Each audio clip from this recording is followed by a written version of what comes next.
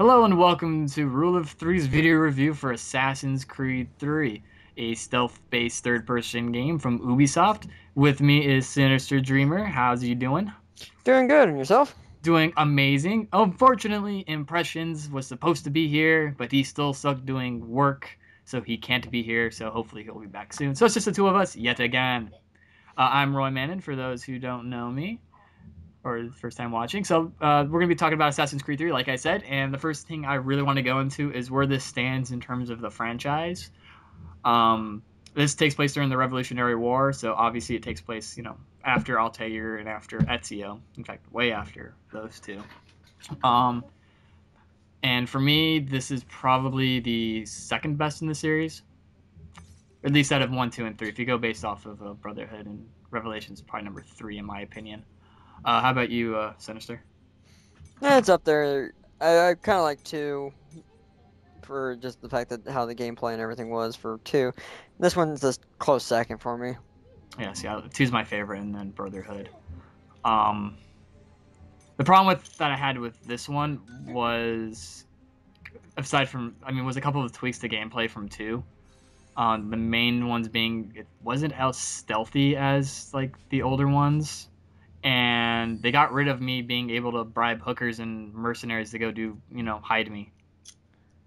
Yeah, they did have, what was it? I think they're called delinquents or something. Basically, you can get someone to rile up a riot with people and, kind of make your escape that way.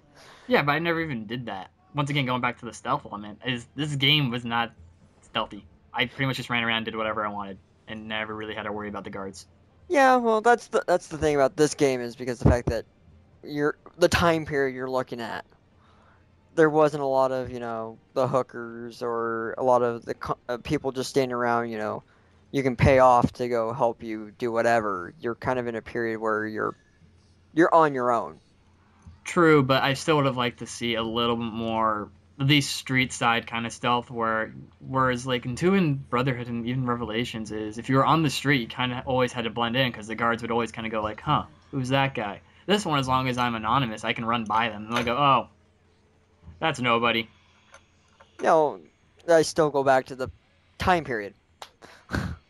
Still, do you think a Native American assassin that the redcoats have been looking for would be kind of easy to Half spot? Native American. Half. That's right. He's half Half. British. He Half still British. has that English part to him, so like it points out in the beginning of the game, you can still get pulled off as a Spaniard, which Yeah. was okay. Well, he's just one of us coming to America to get away from whatever's going on over there. Yeah. Still, like I said, it would have been nice to see more street side stuff. I mean, Ezio was a wanted criminal, so Eh. still. But anyway, that's my biggest issue. Was just well, not biggest issue, but one of my issues was just this wasn't as stealthy as the older Assassin's Creeds.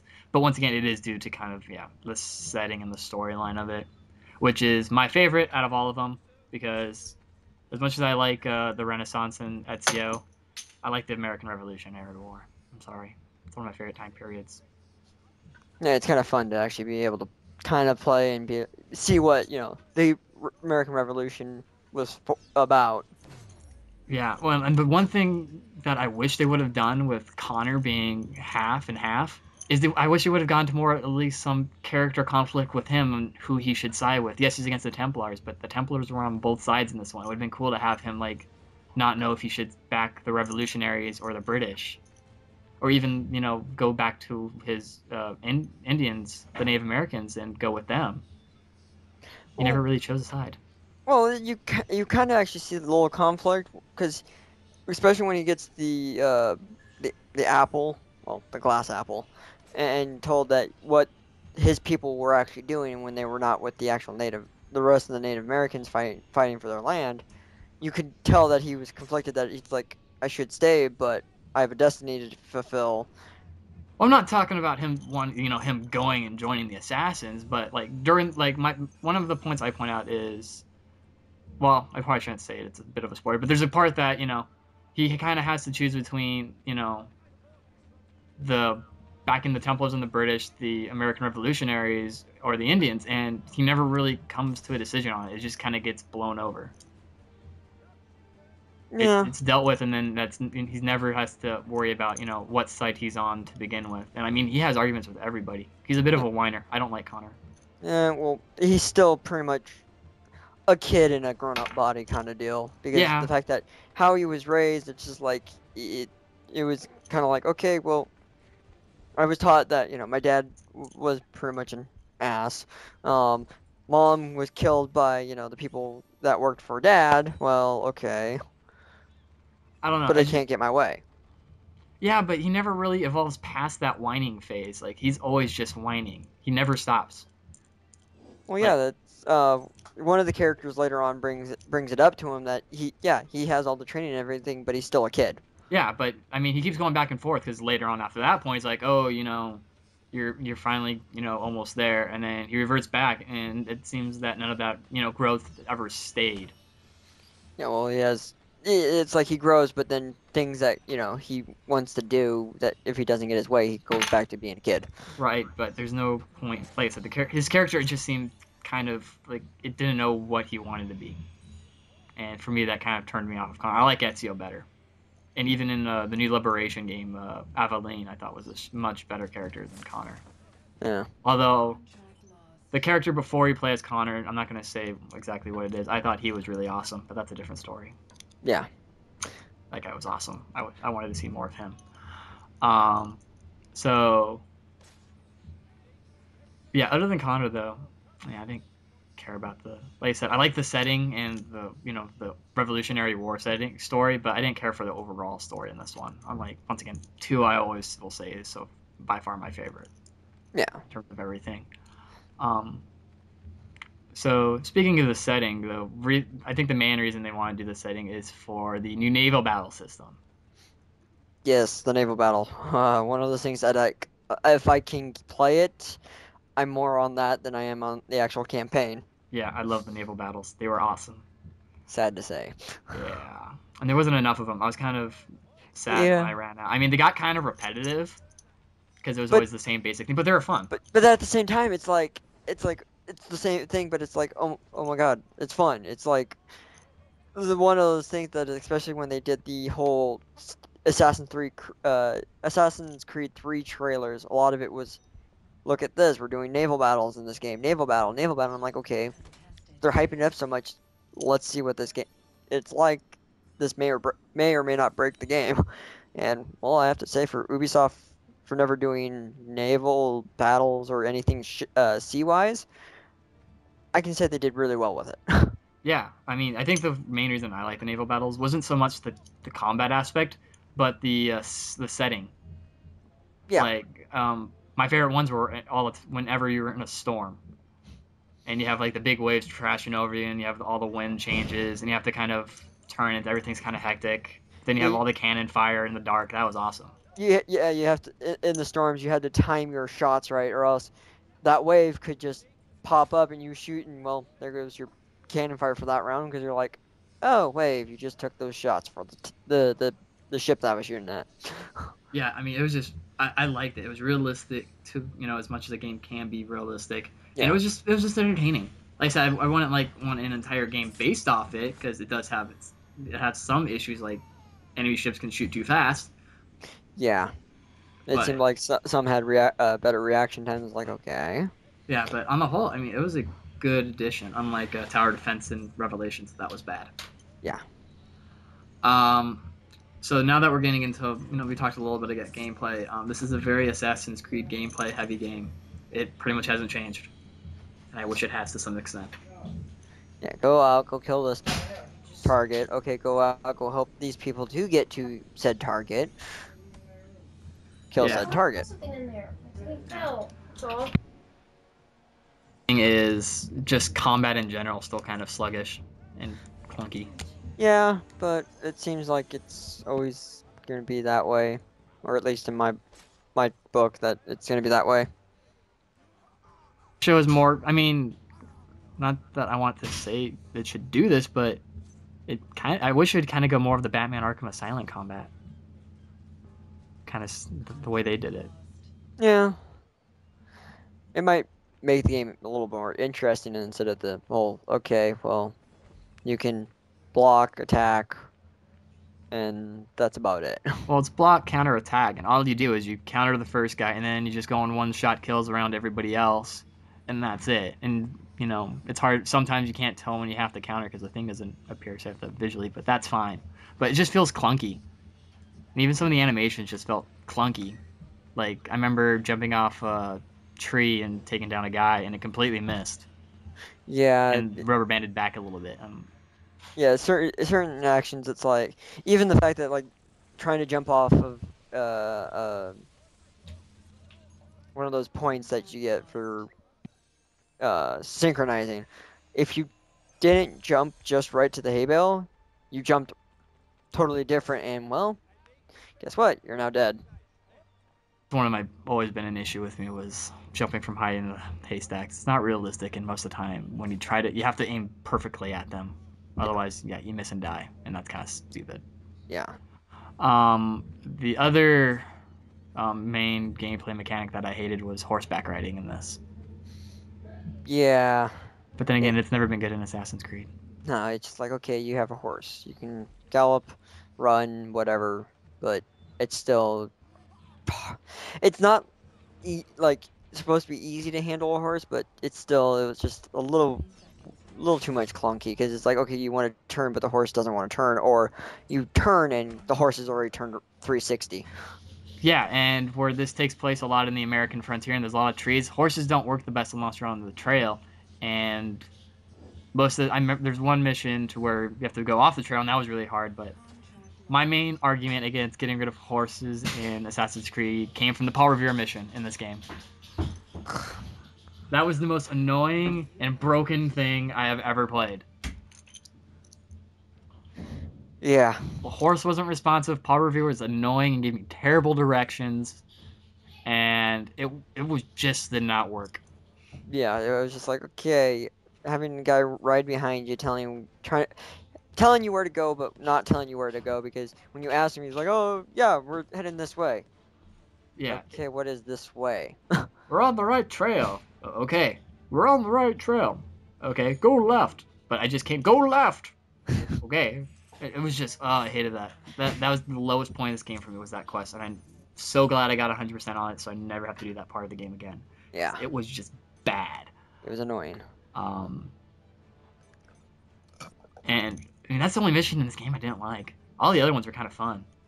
To some extent. I mean, I remember the 2 ship ones where you had to board the ships and destroy the barrels. That was kind of fun. Yeah.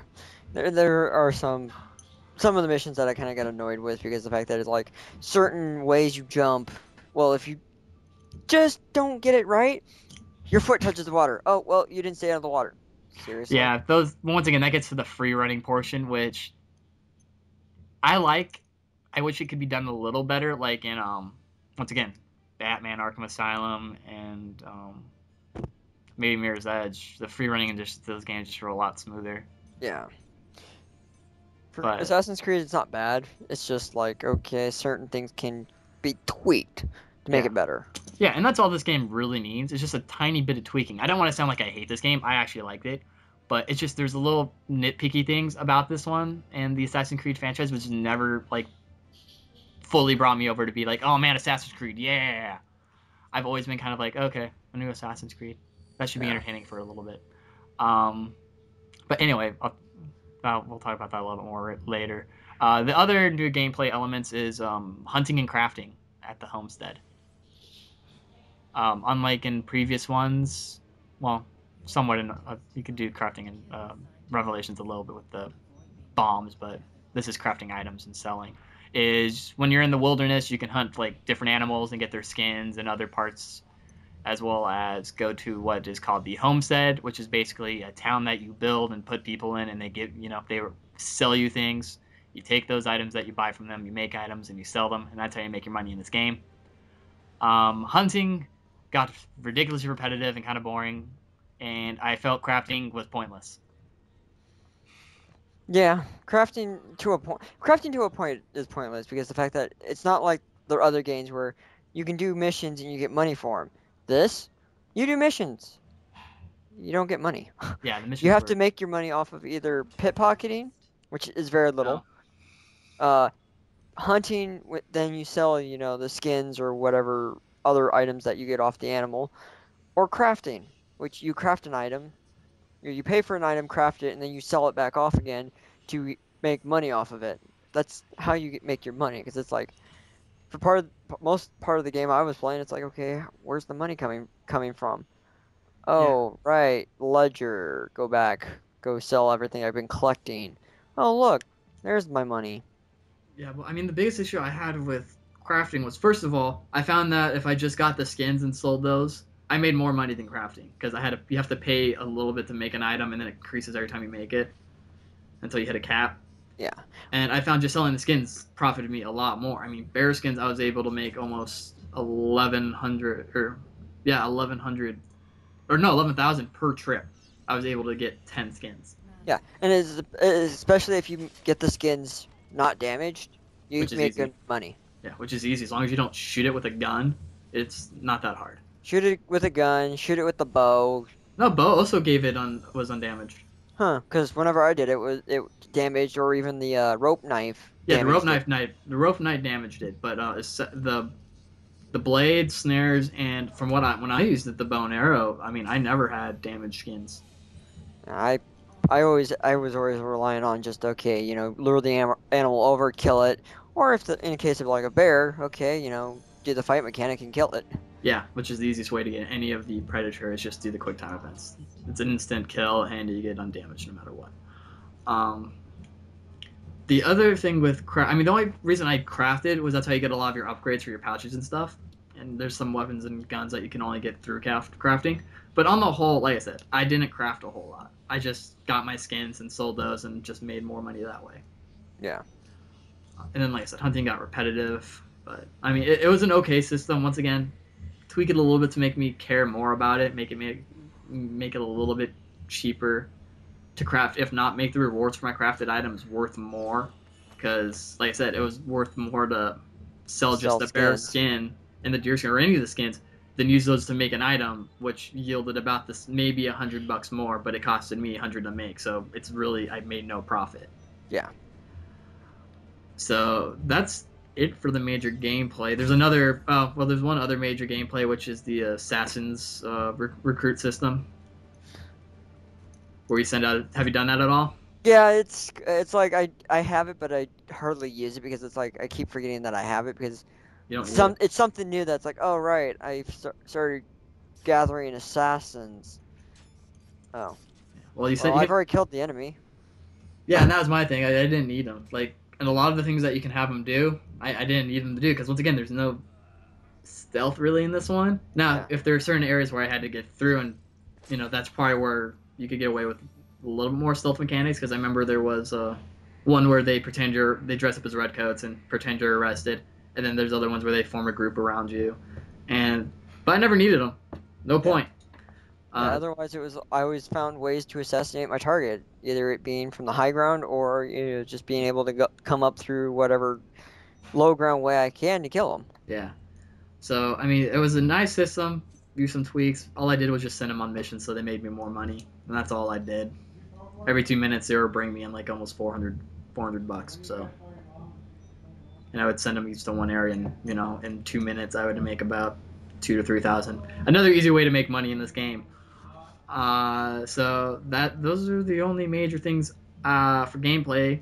And the last thing I want to go into is the multiplayer. I haven't played the multiplayer in any of the other ones because I rented those, and I believe that was introduced in Brotherhood, right? No. Was it in 2? It was in 2. Because that's where I played it. Because I've seen and watched Brotherhood and Revelations be played, but I think it was in 2, but it could be Brotherhood. I don't remember. I just remember it being in Brotherhood, and that's the only other time I've played the multiplayer for Assassin's Creed. Yeah, I played a bit in Revelations when I first got the game, but it was like, okay, interesting, big whoop. Yeah, and the multiplayer has pretty much remained unchanged. I didn't notice any changes in 3 from Brotherhood. Not much, except for, okay, here's new characters to play as, and, you can kind of customize. Now you can start customizing your character. Yeah, but that's it. Ooh. Yeah, that's it. Otherwise, the multiplayer is exactly the same. on a larger scale, it's okay, it's entertaining, but it's not something I go, oh man, let's get my friends together and do some Assassin's Creed multiplayer. Yeah, It's never gonna be that. even for the little bit of time you and me were playing, it was like, okay, great. Yeah, Half the time I'm now dying because of the fact that the reaction times for uh sensing or even triggering off of someone attacking you is like, oh, if you don't get it in 30 milliseconds, oh, you're dead. yeah. And it's like, I could tell that someone's following me and turn to attack them, and, well, okay, I'm dead. I just spam square.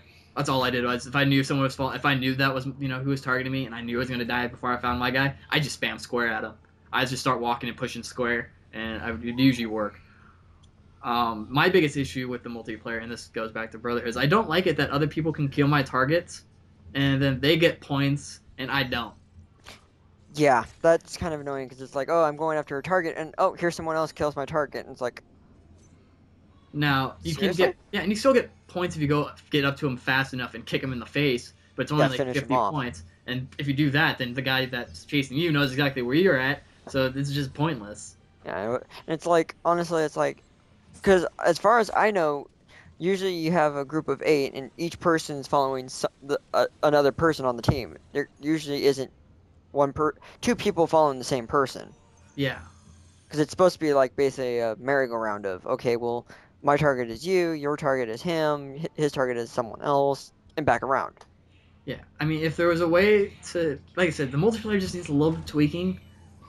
Like once again, my biggest issue is people can kill my targets. The reaction time would be nice if I had a little bit more reaction time on some of it, but I don't know. Like I said, it has potential to be really fun. It just never gets there.